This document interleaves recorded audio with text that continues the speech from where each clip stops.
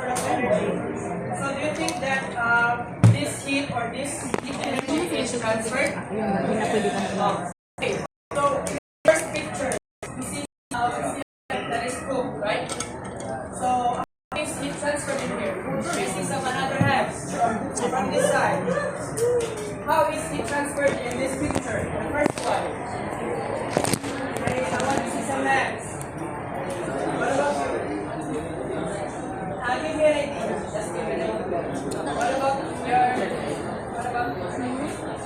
so let me ask again. So how is heat transferred in this first picture? So how is something that will happen in this one? Okay, that is correct. So with heat, so the heat is transferred to the next which resulted in heat. What about the next one? What is the next picture says? So how does the heat transfer in here? So we see that some boiling, right? May I see some hands? What about you?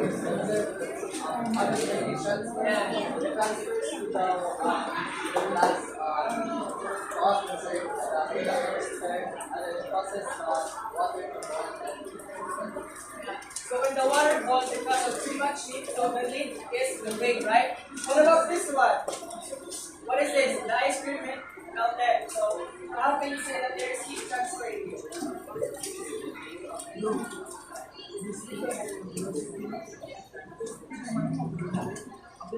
That is correct. So because of the surrounding heat, it can keep up with the ice cream's temperature, so it resulted in melting. That's one. What's your name?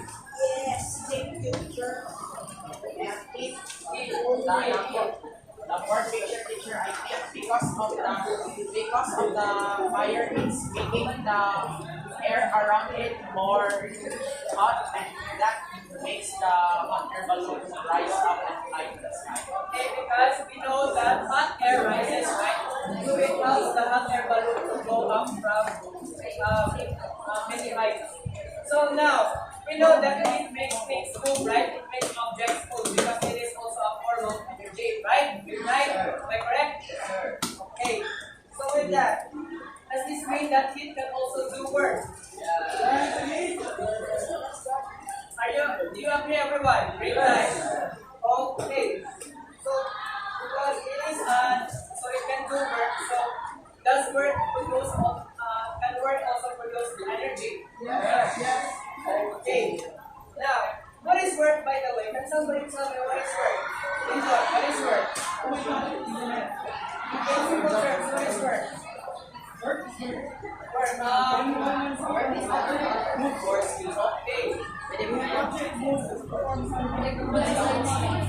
Correct. So work is that when there is an object, there is a displacement of an object, right? There's a force within, there's a force and energy along it that makes it move. So now, great time. Can you guess what is the topic for today?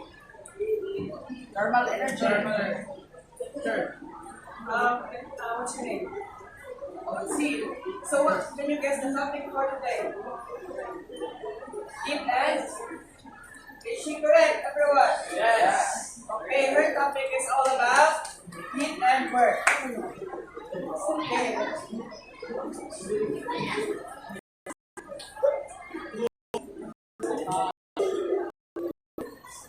Now, can somebody tell me their idea about heat and work and how they are related? Just a simple idea, everyone. Can somebody raise their hands? I need another hand, everyone.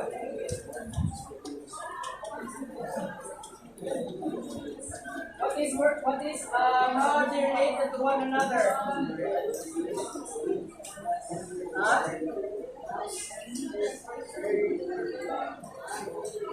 How are they related to one another? Great time. You don't know? You'll know about it sooner in our discussion. Okay. So with that, let's have our objectives.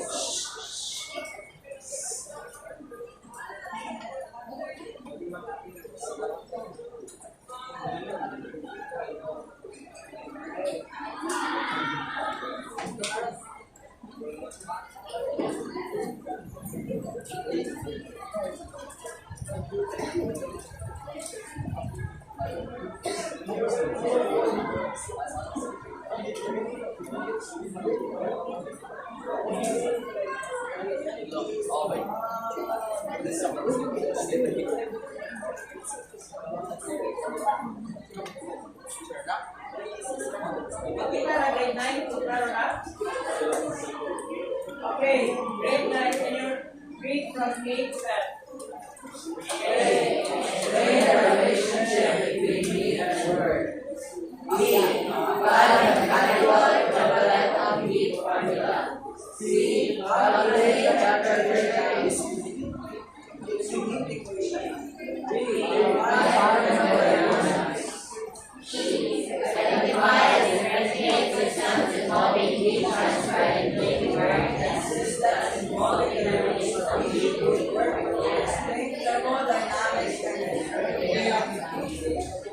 Okay, so in order to get to know each other with hidden words, I will let us continue with our fellow teacher.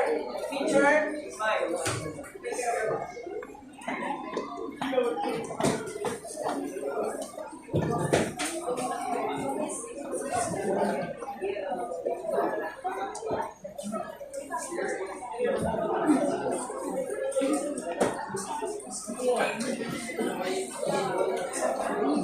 much.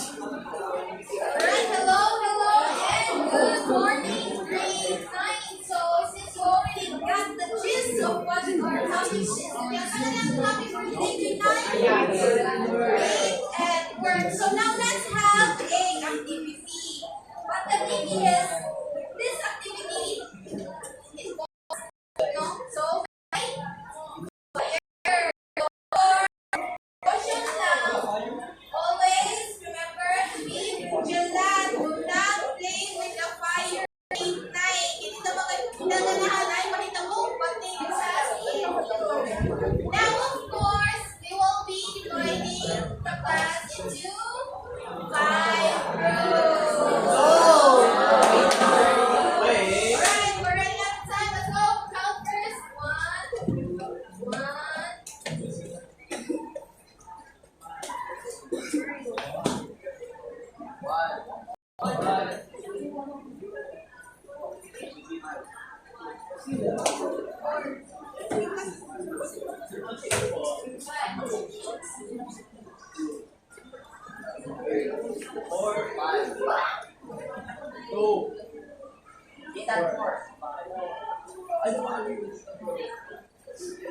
Alright, all group 1 here, group 2, group 3, 4, and the center will be the 5.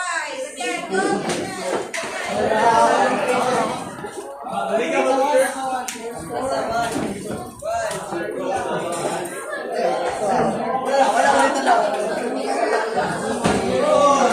One here, 1 here. 1, 2, 3, 4, 1, center.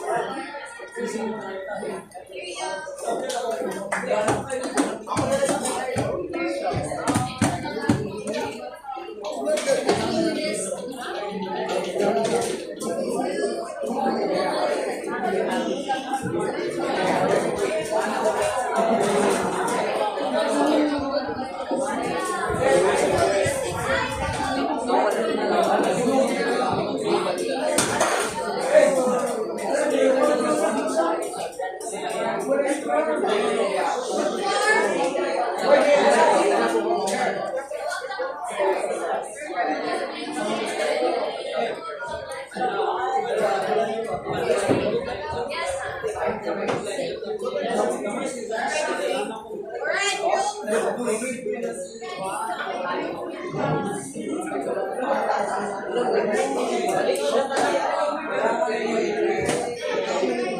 you'll be given 5 minutes to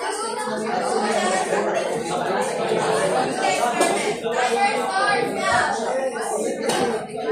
Timer starts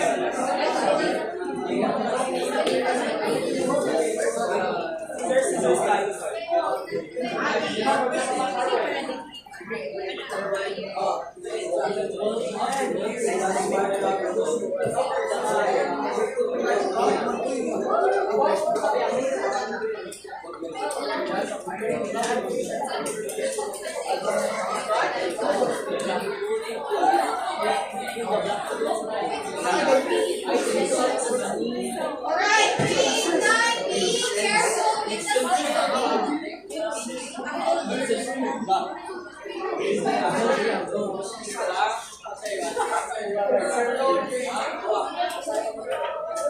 Okay, P9, be careful with the sticks. If you are done standing and ready to do the experiment, I have the lighter here. Follow me, okay? If you're ready to light the